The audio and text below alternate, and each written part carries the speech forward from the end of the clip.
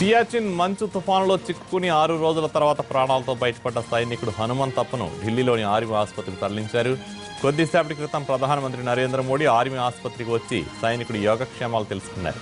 ప్రపంచంలోనే ఎత్తైన యుద్ధ క్షేత్రం సియాచిన్లో విధులు నిర్వహిస్తూ ఇటీవలే 10 మంది భారత సైనికులు గల్లంతయ్యారు.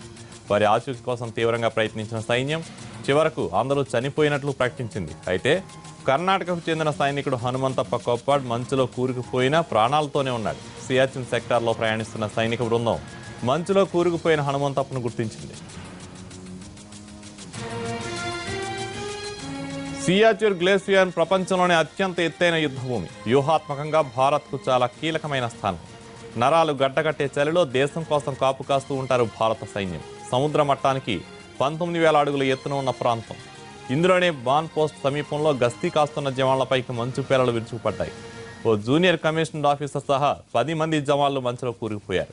వారం రోజుల తర్వాత ఊహించని విధంగా ఓ సైనికుడు ప్రాణాలతో బయటపడగా మిగిలిన వారి మృతదేహాలను వెలికి తీశారు. ఆ సైనికుడు బతకడం ఓ రకంగా అద్భుతమే. సముద్ర మట్టానికి 20,000 ఎత్తులో సైనిక విధులు నిర్వహించడం అంటే మామూలు విషయం కాదు. సియాచిన్ గ్లేసియర్లో ఎప్పుడూ -60 డిగ్రీల ఉష్ణోగ్రత ఉంటుంది. విపరీతమైన మంచు, తట్టుకోలేని చలిగాలులే సైనికుల పాలిట నిజమైన శత్రువులు. చలిని తట్టుకోలేకే ఏటా పెద్ద సంఖ్యలో సైనికులు చనిపోతుంటారు. 2012లో మంచు పిల్లలు విరిగిపడిన ఘటనలో పాకిస్తాన్కు చెందిన 140 మంది సైనికులు ప్రాణాలు కోల్పోయారు.